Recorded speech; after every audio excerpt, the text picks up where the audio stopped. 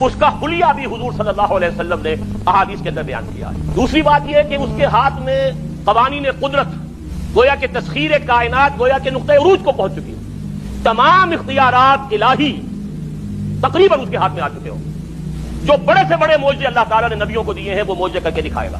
وہ مردہ کو زندہ کرے گا، مردہ لوگوں کی افواہوں کو لے کر آئے گا، ان کی روحوں کو، اگرچہ جھوٹی روحیں ہوں گی، وہ شیاطین جن ہوں گے جو ان کا بھیس بدل کر آئیں گے، لیکن یہ کہ وہ لوگوں سے کلام کریں گی۔ یہ اسپرچولیزم جو اپنی انتہا کو پہنچا ہوا ہے یورپ میں اور مغرب میں، یہ در حقیقت اسی کا ایک مظہر ہے۔ وہ کھلے بیابان کو کہے گا جہاں بالکل چٹیل جو ہے وہ صحرا تھا، وہ لوگ گلزار کر دے گا جب چاہے گا، جہاں چاہے گا بارش برسائے گا۔ فاصلہ اس کے لیے بے معنی ہوگا۔ اس کی سواری وہ ہوگی کہ جس کے دونوں کانوں کے درمیان فاصلہ 80 ہاتھ کا ہوگا۔ یہ سارے جو آج آپ کی اس ٹیکنالوجی کی جو انتہا جا رہی ہے اور جدھر جا رہی ہے، اس کو اچھی طرح سمجھ لیجیے۔ آج سے 100 سال پہلے شاید انسان ان چیزوں کا تصور نہ کر سکتا۔ کوئی سواری ایسی بھی ہو سکتی ہے جس کے دو کانوں کے درمیان کا فاصلہ جو ہے وہ 80 ہاتھ کا ہو۔ آپ کے یہ سارے جیٹس جو ہیں وہ کیا ہیں؟ ان کے رڈارز جو لگے ہوئے ہیں، دونوں کان ہیں ان کے۔ اس کا ایک قدم اگر مدینے ہوگا تو دوسرا بیت المقدس میں ہوگا۔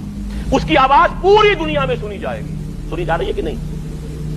یہ ساری قدرت، ساری قوتیں، تسخیر کائنات کلیتاً ایک آدمی کو چیر کر دو ٹکڑے کرے گا، دونوں ٹکڑوں کو علیحدہ کرے گا، ان کے درمیان چلے گا اور پھر ان دونوں کو جوڑے گا اور کھڑا کر دے گا۔ احادیث میں ساری موجود ہے۔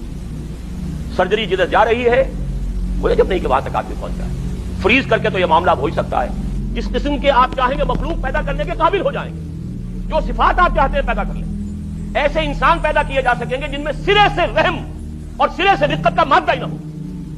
ہیومن روبوٹس، جن کو جہاں سے جو حکم ملے گا، جس کو کہا گیا قرآن مجید میں ایسے غلاظ اور شداد لوگ پیدا کر دیے جائیں گے کہ جن کے دلوں میں کوئی رحم نام کی کوئی کسی شے کا شائبہ نہیں۔ آدم کی تخلیق سے لے کر قیامت کے قائم ہونے تک ان دونوں کے مابین دجال کے فتنے سے بڑا فتنہ کوئی نہیں۔ حضور نے فرمایا کہ نوح کے بعد کوئی نبی اللہ کا ایسا نہیں گزرا جس نے اپنی قوم کو، اپنی امت کو دجال کے فتنے سے خبردار نہ کیا ہو۔ تو اے مسلمانوں، میں بھی تمہیں خبردار کر رہا ہوں۔ یہ دجال دو دلیل کرے گا۔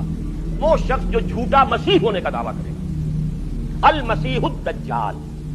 جیسے حضور نے فرمایا میری امت میں 30 دجال اٹھیں گے جو نبی کا دعویٰ کریں گے، اور پھر ایک وقت ہوگا کہ جب کہ ایک شخص کھڑا ہو جائے گا یہود میں سے مسیح ہونے کا دعویٰ کر کے، میں مسیح ہوں اور میں اب قائم کروں گا گریٹر اسرائیل۔